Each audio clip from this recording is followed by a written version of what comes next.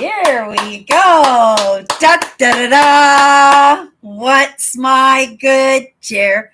Welcome, everybody. Let's give YouTube a couple of minutes to get those notifications out. In the meantime, if you've never popped into one of my lives, hi, I'm Cindy. I explore the inside and the outside, and I'm just coming out of an amazing conversation. Actually, I'm coming out of basically an entire day full of lessons, and I am punch drunk with the lessons. But what great lessons they were. I was just finishing up. Well, I wasn't even just finishing up. Well, I guess it depends on how you look at it. I am 2 hours and 11 minutes into a 3 hour and 17-minute podcast. I was with a gentleman, Paul Conti. I really am enjoying this conversation, this interview. I've seen a couple of interviews with this gentleman, and it's really exciting for me because we have this word understanding this week. And if you don't know, we've been picking a word each week, and we are on our 20th word. And the 20th word that we got yesterday was understanding. And I wanted to come at it in different perspectives, but I guess in sitting here and taking in the lessons today, you know, it is comforting. It's comforting the right word. It's securing, it's containing, right? To have some of these ideas I have be reflected back to me now that I'm finally bumping into some people who have, and it's a miracle I bumped into them to start with, because these are really smart cookies, like super smart. They are geologists, they are biologists, they're scientists, they're anthropologists, they're philosophers, right? And each one of them is an expert in their field. But one thing that they all have in common is they're very analytical, right? And, for me to resonate with their conversations and to actually sit and enjoy and actually be able to absorb and digest these lessons, to understand the lessons, it's an indicator for me. It's kind of where I'm supposed to be in the moment. But I could beat myself up because there's nothing about me that is analytical. I mean, I'm just giving it some thought now, but right off the top of my head, I would have to say analytical, not a chance, right? Not a chance. But maybe it's in that persistence, right? In that just following the breadcrumbs in those lessons that come across our paths, and feeling that resonance with the discussions, right? And if we're feeling resonance in them, right, more than likely, right, which is the case for me, we come back into these discussions. And again, in the patterning and the repetitiveness of the message, right, these lessons slowly sink in. And sometimes these lessons are the prerequisites for the next lessons. I do believe that. And so I'm going to have to throw a little grateful out there today because, yeah, just to be able to have that understanding that, there's a reason why we resonate with who we resonate with, right?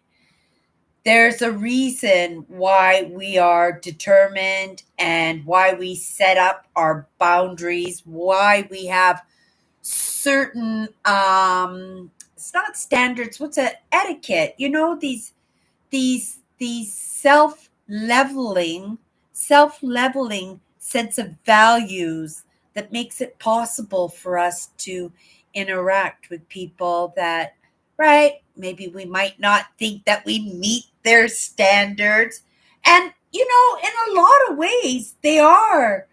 I'm not going to say simple men because they are very analytical and very professional and very super smart. But at the same time, there is a quirkiness. There is that naivety. There is that cuteness of their what's this word? Naive curiosity, their persistence to keep moving forward with the questions that they carry along in their pocket, and have these kind of discussions where anybody can sit in, but it has to be our choices. This content has periodically been coming across my path, I have to say, for a few years now. But the lessons only come to us when they're ready to be absorbed, right? When we have those prerequisites so that we can better understand what the next lesson is all about. Because I wasn't sitting in on these kind of conversations 2 or 3 months ago, right?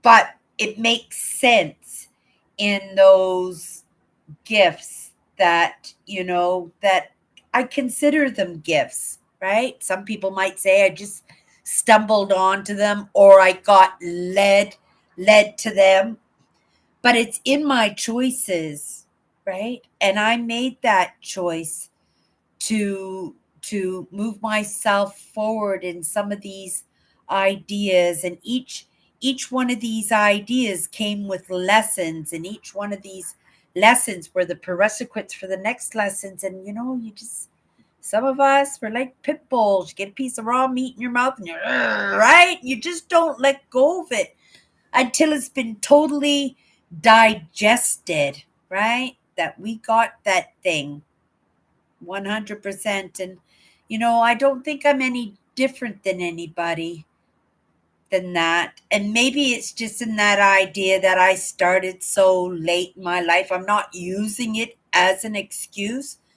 but I also think it's the environment, right? Being analytical. I did not hang out with the university students. I did not hang out. Well, I did hang out with some smarty pants. I really, right? Because again, they were quirky and cute, and that naive curiosity in experiences that we did get to rub each other a little bit, but not enough that I picked up that hunger, right? That I picked up that curiosity, that I felt that possibly I was capable in running in those packs. Maybe there was a time, right? A different choice, a different environment, a different conversation, a different experience that I might have run with that pack. And sometimes, it is in the missed opportunities. And sometimes it's just in giving up, right? Like right now, I'm not going to sit on any more of these conversations. I give up. But what amazing insight I would miss out on. And then I would miss out in actually meeting somebody that I resonate with, right? That I'm following along in the conversations, that I get the conversations, even though if I were to sit and talk to them, I would be using probably different wording and probably asking for a lot of definitions of a lot of the words. These analyticals, these walking encyclopedias, in a good way. I'm saying that in a good way, right? I'm saying that in a good way because a lot of the movement that this world is making right now is through the understandings of people that are brave enough and have the courage and have the interest, that actually have that desire, that hunger and that interest to pursue some of these topics that, right, might not possibly interest us. But maybe that's where I come in, right?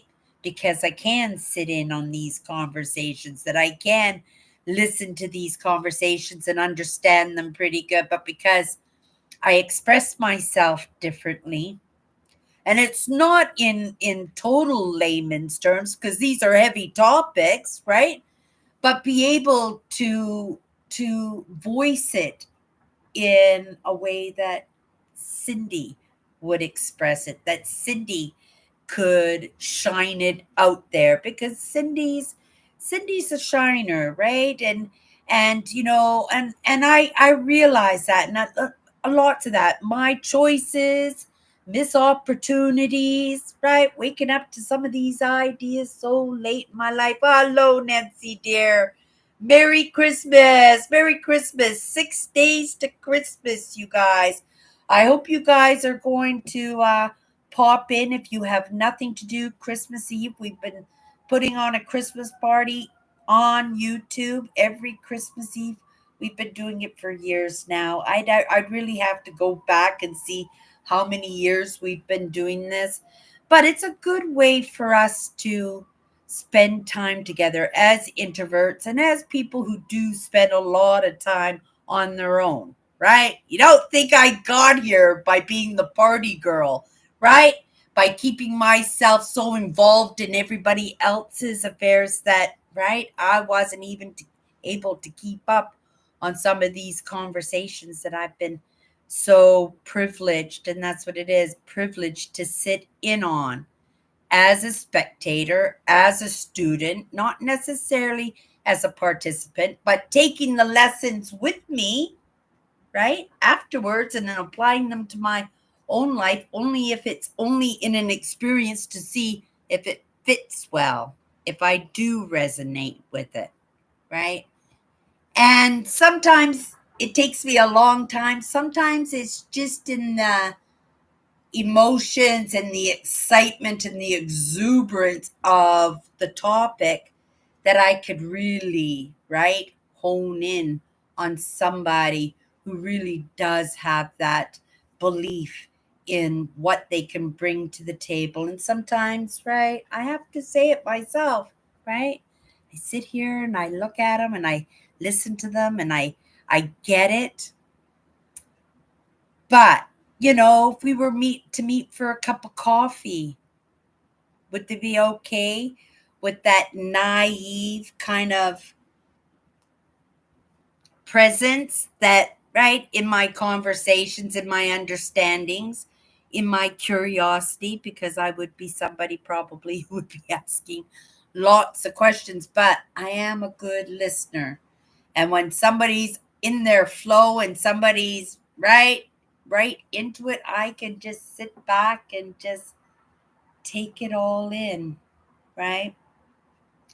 So when we're talking about understandings this week, right? We have to understand, there it is, right? That the lessons in our lives come through so many different experiences, so many. And a lot of those experiences, we could say, you know, that's not for me. Who am I to sit in on these conversations? Who am I to think that I can do that just because, oh, right, that's exciting. I wish I could do that. Well, why not?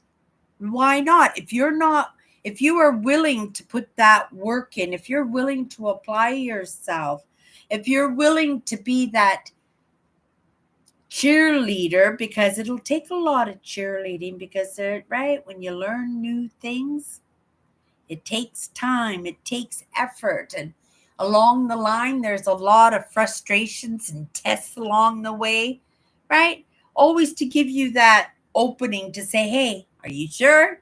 Right? You sure you want to go forward? Right? That was a prerequisite for that. What does that look like? Does that look scary? Are you ready to take that jump? Are you ready to take that lesson? You've got that lesson. It's enough. It's enough to get you started, right? What's the next, right, baby step that you can do to get you a little bit closer, right? To be able to understand. Like I said, these conversations are new. 2 years ago, I wouldn't have been sitting in on these kind of conversations. And to tell you the truth, I was never that person about the expansion, about the universe, about the stars, right? Elon Musk and his and his rockets to moon and the Mars or what. That was never my thing. That was my dad's thing. He loved that stuff. He gobbled it up. He forced us to sit in front of the television and watch the first man walk on the moon when it didn't interest us kids, but he was so excited like he was a little kid, and he wanted us to be there in that moment of expansion for this planet. And now, right, we're talking about colonizing other planets and other moons, and right, we've got satellites out there, and we got landers, right? And we got all this data coming back to us, and it's all going to lead us somewhere. But in the moment, we don't understand where it's going to take us. We are hopeful. We have some expectations. We have some numbers and some calculations and some formulas, right? But that's what it is in that innovation, in the evolution, right? In those prerequisites, in the lessons where we get the next set of lessons.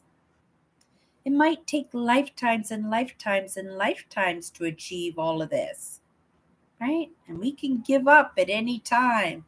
We can talk ourselves out of it and say, hey, right? Who am I to sit in that conversation? Who am I to have a voice? Who am I, right? To be seen, to be heard. And you answer that question. Just make that movement. Oh, you got your card. Oh, wonderful, Nancy. Oh, amazing. Merry Christmas. Oh, good. My friends in the States are starting to get their Christmas cards now. That's awesome. That's awesome. That was a lot faster than it was last year. I'd be happy to have everybody get their cards before Christmas. Nancy won't get her parcel until after Christmas, but it'll be a great New Year's Eve celebration with all her Canadian Christmas treats.